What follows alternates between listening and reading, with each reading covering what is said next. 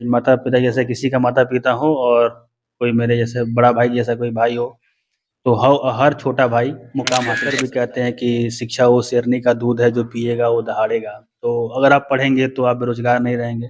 शिक्षा ही ऐसा है कि आप जो क नमस्कार चाहेंगे आप आप वो सभी कर का फिर सकते हैं। से एक बार बहुत-बहुत स्वागत। ये खबर बनाते हुए बड़े गर्व महसूस मैं कर रहा हूँ कि आज मेरे ही ज़िले के जसौली के रहने वाले मनीष जी आज सिविल जज का एग्ज़ाम को क्रैक कर चुके हैं और पूरे ज़िले में इनके नाम की चर्चा हो रहा है। हम बात करेंगे क्योंकि कोई भी अगर लड़का मिडिल फैमिली से निकल कर और बड़े से एग्ज़ाम को क्रैक करता है, तो इसके पीछे कई कठिनाइयों भी शामिल रहती है। मनीष जी बहुत-बहुत स्वागत और ढेर सारी शुभकामनाएँ आपको। जी, जी, आपको भी बहुत-बहुत धन्यवाद। कैसे है आज? क्या लग रहा है? माहौल कैसा है आज? माहौल तो काफ़ी अच्छा है, काफ़ी मैं रिलैक्स फ़ील कर रहा हूँ और जी। अच्छा लग रहा है। क्योंकि एक बर्डन कम हुआ है, जो कि सबका रहता है कि जो तैयारी कर रहे होते हैं, तो सबको रहता है कि बर्डन के एग्ज़ाम क्लियर हो। तो एग्ज़ाम क्लियर करने के बाद से मैं काफ़ी रिलीव्ड फ़ील कर रहा हूँ कि अब कोई बर्डन नहीं है, अच्छा लग रहा है। अब आप जज बन गए हैं, जज। हाँ, हाँ। हाँ, कह सकते हैं कि हाँ, जज हैं। और आपके ही नाम से अब जसौली में जाना जाएगा कि जज साहब का गाँव जसौली है। हाँ, आप ये कह सकते हैं और लोग भी हैं, हुँ। रिनाउंड पर्सन हैं जसौली में, ऐसा नहीं है बस हाँ, पद मिला है तो पद की गरिमा का ख़्याल रखते हुए उस पे अमल भी करना है। जी। जी। चलिए तो आप जज सिविल जज बन चुके हैं। इतनी कठिनाइयों के साथ ये जो सफलता है और इन सफलताओं की श्रेय किनको जाता है? इस सफलता का श्रेय मेरे माता-पिता का कठिन परिश्रम हुँ। और मेरे बड़े भाई अभय कुमार का साथ। हुँ, हुँ। तो मैं ये कहूँगा कि अगर मेरे माता-पिता जैसे किसी का माता-पिता हो और कोई मेरे जैसे बड़ा भाई जैसा कोई भाई हो, तो हर छोटा भाई मुकाम हासिल कर सकता है। चलिए, एक सवाल तो करना नहीं चाहिए लेकिन कर देते हैं। चूँकि समाज में तरह-तरह के प्राणी हैं, तरह-तरह के लोग रहते हैं, तरह-तरह की बात भी करते हैं और ख़ासकर हम बात करेंगे आप यादव समुदाय से आते हैं, तो कुछ लोग कहते हैं कि भाई यादव लोग होते हैं उनको बुद्धि नहीं होता है और वो लोग कुछ नहीं करते, है ना? तो यहाँ पे लोग कहते हैं कि भाई यादव की बुद्धि जो घुटना में होता है, आज उन्हीं घुटना में से बुद्धि निकल कर सिविल जज मनीष जी बन गए हैं। इस पे उनका क्या प्रतिक्रिया पर रहेगा? नहीं, ये तो लोगों का कहना है, बनाया गया भ्रांतियाँ हैं, लेकिन मैं इस पे कुछ कमेंट नहीं करूँगा, एक कास्टिस्ट रिमार्क होता है। जी। हर कोई समाज के दायरे में और संविधान के दायरे में सब कोई बराबर है। Irrespective of caste, creed, religion सब लोग बराबर है, सबको जीने का अधिकार है, सब कुछ। तो अगर कोई पढ़ेगा तो बनेगा। जो अगर पढ़ेगा वही बढ़ेगा। हाँ, जो बस वही बात है और मेरे माता-पिता जैसा जो अगर उनका वैसा योगदान हो तो हर बेटा वो सफल होगा क्योंकि इनकी कड़ी मेहनत और मेरा भी लगन और मेरे भाई का सपोर्ट अगर वो किसी को मिलेगा तो उस मुकाम को हासिल करेगा ज़रूर। अब ये लोग जानने का प्रयास करेंगे कि मनीष जी की शिक्षा-दीक्षा कहाँ से शुरुआत हुई? या पटना से, लखनऊ से, दिल्ली से या गाँव से शुरुआत हुई थी? मेरी प्रारंभिक शिक्षा गाँव से ही हुई थी, इसी जसौली गाँव से मैंने क्लास 10th तक मैंने पढ़ाई किया और 11th-12th के लिए मैं 12th पटना में चला गया, तो 11th मतलब क्लास 10th तक मैं यहीं पचरुखी प्रखंड के एक द डैफोडिल स्कूल है, मैं वहाँ से पढ़ाई किया क्लास 1 से लेके क्लास 10 तक और 2013 में मैंने क्लास 10th पूरा किया और लकीली मैंने क्लास 10th में अच्छा मार्क्स लाया था। टॉपर बने हैं। हाँ, टॉपर थे तो एक और बर्डन बढ़ गया कि नहीं तुमको और अच्छा करना है। तो फिर मुझे पटना जाना हुआ, फिर वहाँ पे लोग बोले कि तुम आईआईटी का सब उस समय क्रेज़ चल रहा है, तो फिर पापा का था कि नहीं तुमको आईआईटी नहीं करना है, क्लैट करना है। तो और लोगों से बातचीत करके फिर मैंने क्लैट का प्रिपरेशन शुरू किया और मेरा क्लैट हो गया। तो फिर मैंने वहीं पटना में चाणक्य नेशनल लॉ यूनिवर्सिटी है, जो कि पूरे इंडिया में 9th रैंक पे आता है वो इस कॉलेज, फिर मैंने वहाँ से अपना 5 साल में अपना एलएलबी बीएलएलबी पूरा किया। 2020 में मैंने एलएलबी पूरा किया वहाँ से। उसके बाद से फिर तब तक कोविड आ चुका था और मेरा फर्स्ट ईयर से था कि मुझे जज ही बनना है, तो मुझे जज का तैयारी का तो दिमाग में था ही, लेकिन एलएलबी एक बेसिक होता है कि आपको एलएलबी करने के बाद ही आप एग्ज़ाम दे सकते हैं वो। तो एलएलबी होने के बाद से कोविड आ गया और जो फर्स्ट वैकेंसी आई उसमें मेरा एज बहुत कम था, क्योंकि जज बनने का एज होता है 22 साल और मैं 21 साल में एलएलबी कंप्लीट कर चुका था। तो फिर मैं फर्स्ट एग्ज़ाम नहीं दे पाया, तो फिर मैंने अपना प्लान बी बनाया कि नहीं मुझे पढ़ाना है।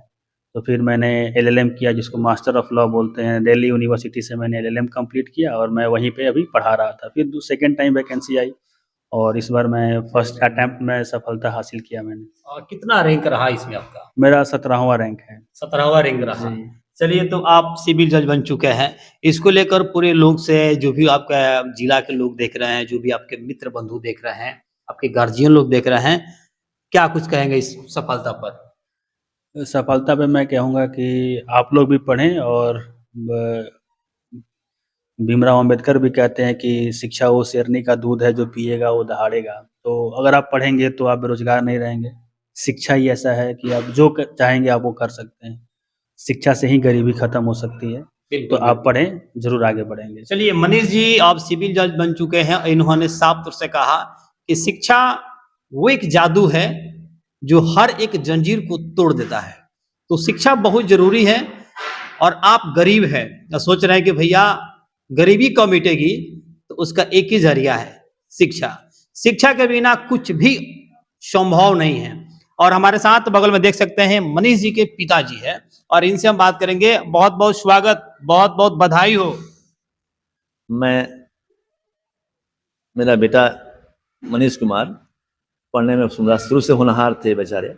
और दोनों बच्चे, मेरे बेटा एक तो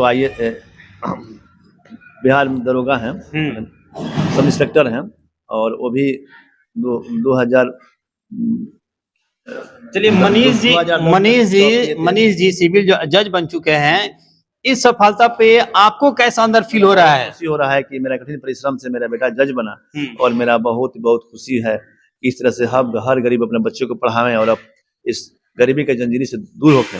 अम्बेडकर जी बोले थे, ये शिक्षा वह शेरनी का दूध है, जो पिएगा वह दहाड़ेगा। आप एक टीचर हैं। मैं एक टीचर हूँ। मैं भी नेशनल कॉन्वेंट में प्राइवेट टीचर का पद पर रहा हूँ 5 साल। उसके बाद से सेंट लॉरेंस टाइम पढ़ाया हूँ। उसके बाद से लोक शिक्षक भी रहा हूँ, और मेरे बच्चों को पढ़ाना ही मेरा काम था।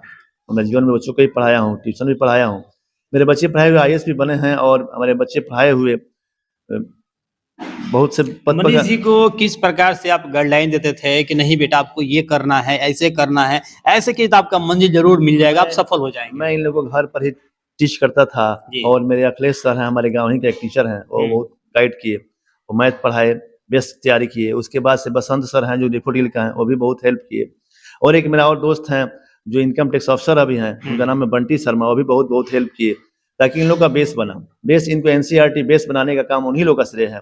और उन लोग का श्रेय गया है जो हमारे अखिलेश सर जो हैं, हमारे ही गाँव के राजपूत हैं, बहुत हेल्प किए। और उनका देन है कि हमारे बच्चों का जो है बेसिक कंसेप्ट तैयार हुआ। नंबर, जेंडर, पर्सन के सी बसे नाउन के देश, यह जो उनका देन है। जो ये लोग मैथ भी बहुत अच्छे पढ़ाते थे, और उन लोग इसको बेस बनाए ताकि ये लोग हर कंपटीशन फेस करने। मेरा नाम है दयानंद उर्फ दयानंद। चलिए सर, जिस प्रकार से आपने मनीष जी को गाइडलाइन किया और मनीष जी आज इस मुकाम पर पहुंच गए हैं, अब गांव के लोग क्या कह रहे हैं आपको? गांव के लोग तो बहुत सम्मान देते हैं। हमारे गांव में सभी जाति के लोग हैं, और सब लोगों से हम मिलजुल कर रहते हैं, और सभी लोग मेरे बच्चों को प्रेम देते हैं, हमें भी प्रेम देते हैं। आगे क्या कुछ प्लान रहेगा मनीष जी के लिए? लड़कों को पढ़ाने में जो ये लोग अपना और आगे जाएं, मेरी खुशी है। भगवान का देन बहुत ज्यादा इसमें है। चलिए, कि भगवान बहुत हम लोग को हेल्प किया है। जो मैं चाहा भगवान ने मुझे दिया, पूरा कर दिया भगवान ने। हाँ, अब इससे अधिक हमको जो इच्छा थी उससे अधिक भगवान हमको दे दिया। तो जो लोग आपको पूरे जिले के लोग देख रहे हैं, और बहुत सारे ऐसे गार्जियन है, पिता है, जो सोचते हैं कि नहीं भैया मैट्रिक इंटर कर लो और चले जाओ बाहर विदेश कमाने, चलो लेबर में खटने चले जाओ, वैसे गार्जियन से क्या कहेंगे? मैं उन लोग से बार बार आग्रह करेंगे कि भाई अपने बच्चों को आगे पढ़ाने के लिए जो भी करना पड़े, आधी रोटी खाओ लेकिन बच्चों को पढ़ाओ। मैं अभी स्कूल में भी कहता हूँ, आधी रोटी खाओ और बच्चों को पढ़ाओ, और मजदूरी भी करो तो बच्चों को पढ़ाने के लिए 50% इनकम। अंत में एक सवाल रहेगा आपसे, आप एक पिता है, और पिता का अत्याग का ये अंदाजा नहीं लगाया जा सकता है कि पिता का अत्याग क्या होता है। कितना आपको अत्याग करना पड़ा? मैं बच्चों को पढ़ा करके पढ़ाया हूँ, मेरे बच्चों को, और खेत भी बेचना पड़ा है मुझे। खेत में 22 कट्ठा खेत बेचे हैं बच्चों को पढ़ाने के लिए। 22 कट्ठा खेत बेच दिए? हाँ, उसके लिए मैं जो भी करना पड़ा वो भी तैयार था, और मैं पढ़ा करके जो ट्यूशन फीस आता था उससे बच्चों को पढ़ाया हूँ। मैं गलत पैसे से बच्चों को नहीं पढ़ाया हूँ, और मैं खेत बेच कर पढ़ाया हूँ इसलिए ताकि मेरे बच्चे सही पैसे से सही मुकाम पर पहुंचे। और मैं अपने पिता का खेत जो प्रॉपर्टी था वो भी बेचा हूँ, 5 कट्ठा 6 कट्ठा मैं अपना भी खरीदा वो भी बेचा हूँ, और मेरी पत्नी भी बहुत हेल्प की है जी। और देखिए मनीष जी के पिताजी है, और मनीष जी के पिताजी यानी पिता का रोल क्या होता है जीवन में, आपने छोटा सा एक यूं कहे तो एक छोटे से संक्षिप्त में आपको मैंने बता दिया कि पिता का अत्याग इतना होता है कि इसका अंदाजा कोई भी नहीं लगा सकता है। मनीष जी, जिस प्रकार से आपके पिताजी है प्रॉपर्टी बेच दिए। क्या आपको लगा कि मेरे पिताजी लगातार प्रॉपर्टी बेच रहे हैं, यदि मैं सफल नहीं हुआ तो फिर क्या होगा? नहीं, नहीं, मुझे तो अपने परिश्रम पे तो पूरा भरोसा था कि नहीं कुछ होगा तो एक अच्छा लॉयर ज़रूर बनूँगा मैं, इवन सुप्रीम कोर्ट और हाई कोर्ट में।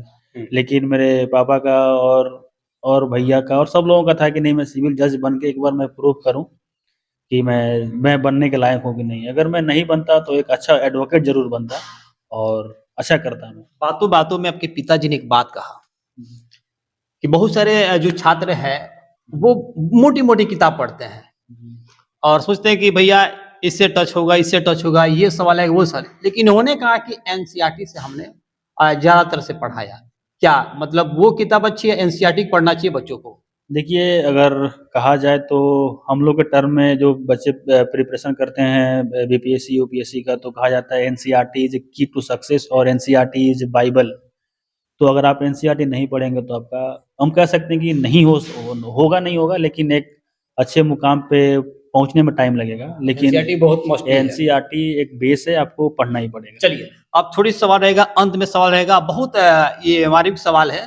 और आप एक सिविल जज हैं और एक सिविल जज के कलम में बड़ी ताकत होती है। क्या मनीष जी के कलम में क्या ऐसे गरीबों को घसीटा जाएगा? ऐसे जो निर्दोष होंगे क्या उनको घसीटा जाएगा या उनको इंसाफ दिलाएंगे आप?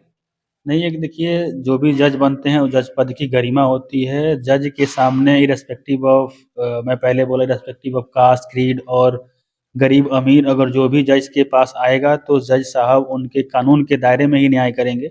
जो उनको उचित लगेगा वही करते हैं। जज साहब अगर किसी की गरीबी देख के उसको तंग नहीं कर सकते हैं, किसी अमीर को देख के उसको न्याय नहीं दे सकते हैं। बिल्कुल। उनको न्याय की किताब के दायरे में रह के उनको न्याय करना होता है। तो अगर मैं इस पोस्ट पे पहुँचा हूँ तो इस पोस्ट की गरिमा को ध्यान में रखते हुए कि कानून के दायरे में रह के ही न्याय करना करूँगा। चलिए, बहुत-बहुत धन्यवाद मनीष जी। और इनके पिताजी से हमारी बात हो रही थी और इन्होंने कहा कि सफलता की कुंजी क्या रहा? क्योंकि सबसे पहले परिवार का सपोर्ट और गाइडलाइन बहुत ही ज़रूरी है। किसी भी क्षेत्र में आप जा रहे हैं तो परिवार का सपोर्ट रहेगा और सही दिशा का सही गाइडलाइन रहेगा तो 100% आप सफल होंगे।